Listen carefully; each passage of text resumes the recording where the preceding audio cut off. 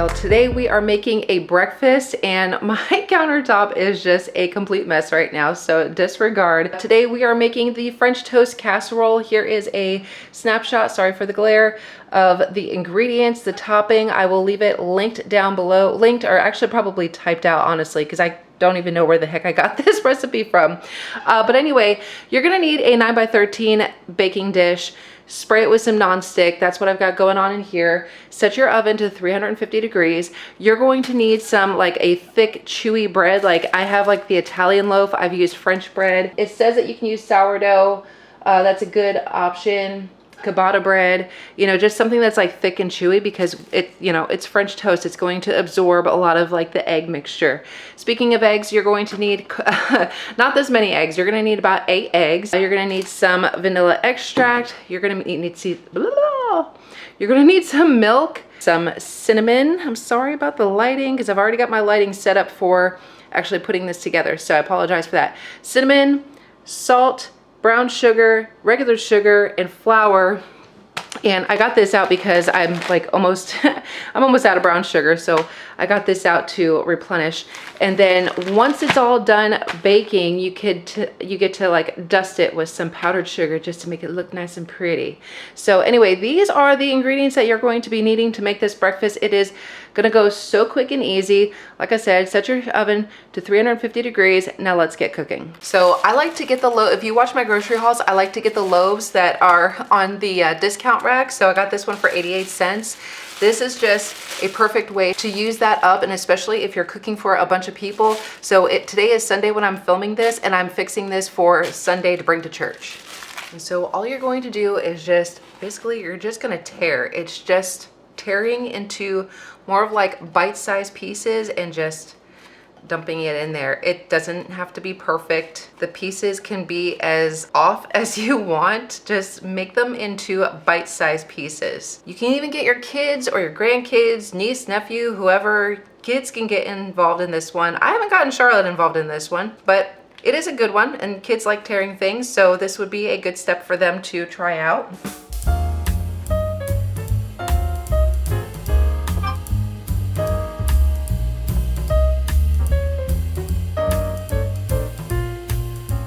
Okay, so we have the entire loaf all ripped apart into these little bite-sized pieces. Now we're going to set this aside. Now you want to get yourself a medium bowl, and we're going to stir together, we're gonna whisk together the eggs, milk, sugar, and vanilla. So we're gonna do about 8 eggs.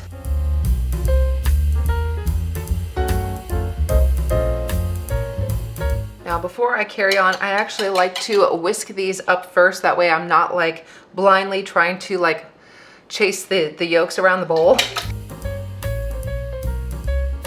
Okay, now that I know my yolks are thoroughly mixed, now we're gonna go ahead and add in our milk, which is about 2 1/4 cups. Then we need our sugar, 3/4 cup of granulated sugar. There's 3/4. We need some vanilla, and because who measures vanilla anyway? I don't, so we'll just do about a splash, or you could do about a teaspoon. So we're gonna go ahead and whisk that together. Make sure all that sugar is mixed in there really well. So now we're gonna move that to the side, bring back our bread, and we're going to pour that egg mixture over top of the bread.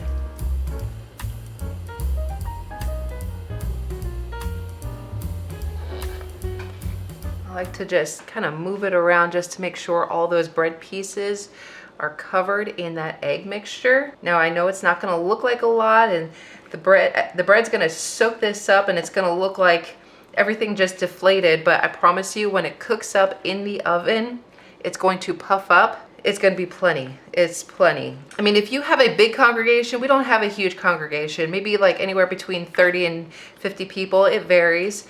But if you have a big congregation and you want to make this, I would double this recipe. I would make 2 trays of this. But if you have a small congregation like I do, maybe just 1 tray would be just fine.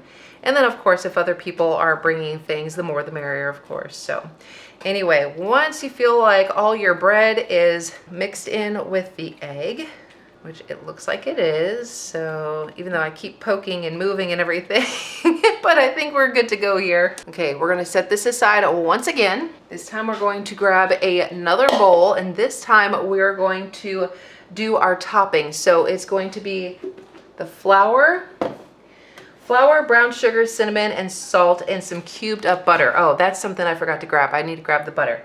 But let's see, we need a ½ a cup of flour.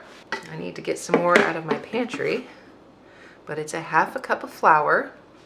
We got ½ a cup of brown sugar, about a teaspoon of cinnamon, but I don't usually measure the cinnamon because I think the more the merrier. But that was a lot more than a teaspoon. I'm gonna go ahead and be honest with you.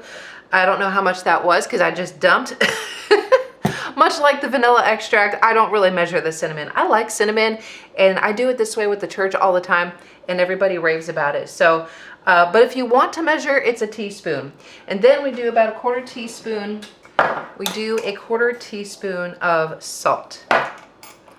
Now we can go ahead and mix that around. I just like to give this a good whisk just to mix this all up right before I add my cold butter, because you're going to use 1 stick of cold butter, and then you're going to, if you have a pastry cutter, you're going to use that to break up the butter in there, or you can use 2 forks or whatever you need to do. Grate it, I suppose. I've never actually done that for this recipe. I usually just cube it up and then I use my pastry cutter.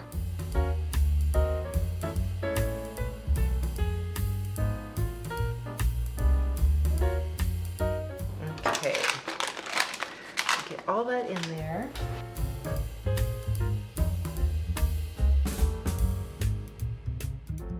So move this to the side, bring this back over here, and now we're just going to,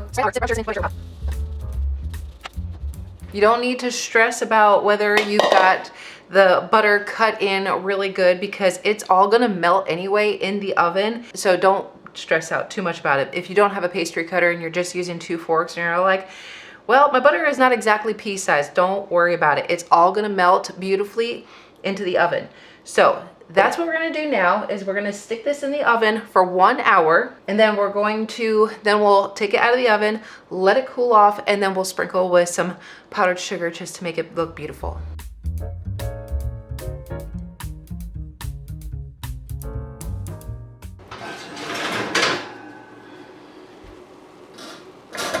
Okay, so after 1 hour, this is what it's looking like. I don't know if you can hear it, but it is super hot. It's still cooking. We're gonna let it cool off here. And when it's done, we're going to sprinkle the powdered sugar on top.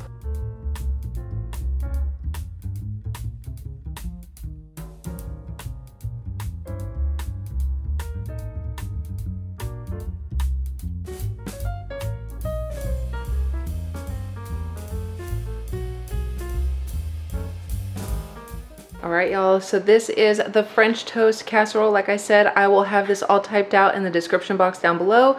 I hope that you try it, and if you do, please comment down below. I hope that you enjoyed this video, and if you did, please give it a big thumbs up, subscribe down below, share with somebody you love, and I will see y'all next time in another video.